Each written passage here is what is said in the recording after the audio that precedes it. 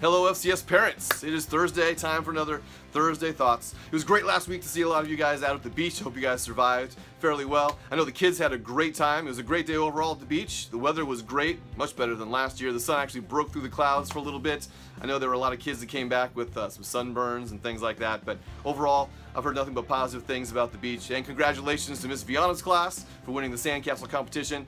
I know that we do have a lot of new teachers this year. I don't think they quite knew what to expect, but after seeing where the bar was set, I think next year a lot of them will come much more prepared to raise their game just a little bit. So it's a great time at the beach last week. I'm looking forward to the other events we'll have coming up. This week, this is one full week for us, but this weekend we have a 3-day weekend because Labor Day is coming up. So no school on Labor Day. That is September 4th. So make sure you don't bring your kids to school that day because none of us will be here. So enjoy that day off. Hope your kids will enjoy that day off.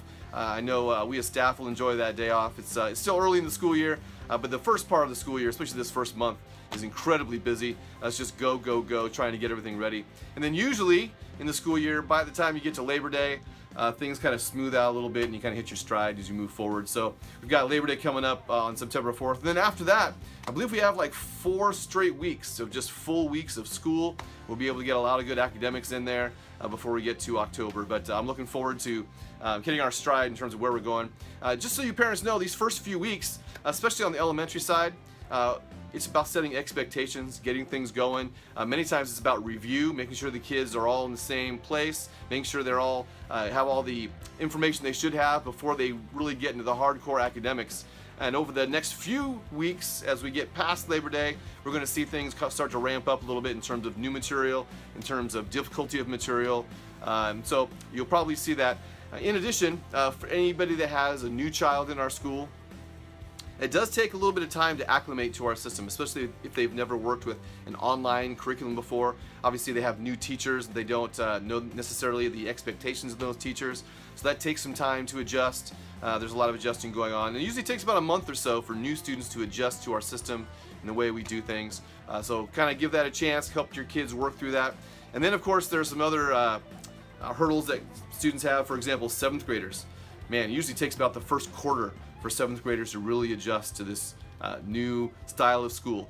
In 6th grade, they've probably had the same teacher all day, every day, one set of expectations from that teacher. And now in 7th grade, our 7th graders have 5 different teachers.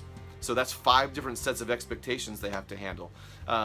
In terms of all the various subjects, knowing how each of the teachers wants those things handled in terms of their notes, in terms of their lessons, in terms of their projects and essays. So for 7th graders, it can be very overwhelming. So don't fret too much early on, 7th grade parents. When you see the work, it is a lot to take in. And it, like I said, it sometimes takes up to a quarter for some 7th graders to really adjust to this new process, the way things are going. So we always pray for all of our students, but especially those that are going through an area of high transition, like new students to the school, students going into 7th grade, things like that. Just have some patience with those students because it does take time to adjust to new things. We have patience, definitely. We still have expectations and standards. We want to hold them to those expectations and standards. But as they adjust to those, you should see a change in the way that those students are doing school and the success with which they're doing school as well. All right, we've got a few things coming up over the next few weeks. September is kind of a quieter, slower month for us. We do have a few things going on. First of all, our first fundraiser is coming up. September 22nd will be our Jogathon. So we'll be sending out packets on the Tuesday after we come back from Labor Day. That'll be September 5th.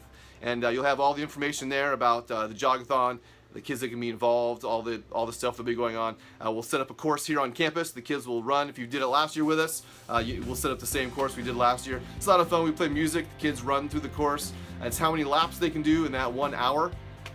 So we'll send out all that information, like I said, on September 5th, the day we get back from the Labor Day break.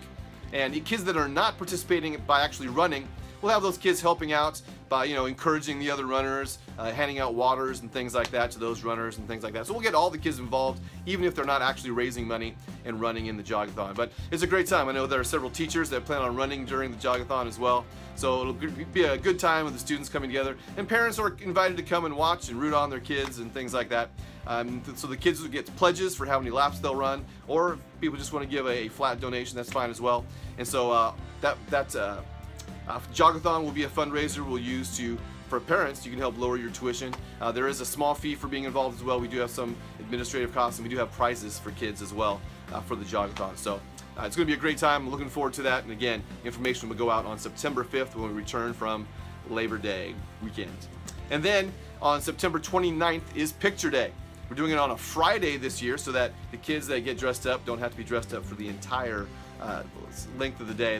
We're out at noon on Friday, so it's only a shorter period of time they have to stay dressed up. We're going to do it on a Friday this year, September 29th, and we'll have chapel in the morning, and after chapel's done, we'll start getting those pictures taken, and we'll kind of crank those out throughout the day until noon. So on September 29th, we will have relaxed dress code, so kids can get dressed up if they want to take their school pictures, and it'll be a good day there as well. And then we'll start to roll to October, and we've got a 4-day weekend coming up in October, which we'll tell you more about as we get a little bit closer. But I'm really excited about what God is doing.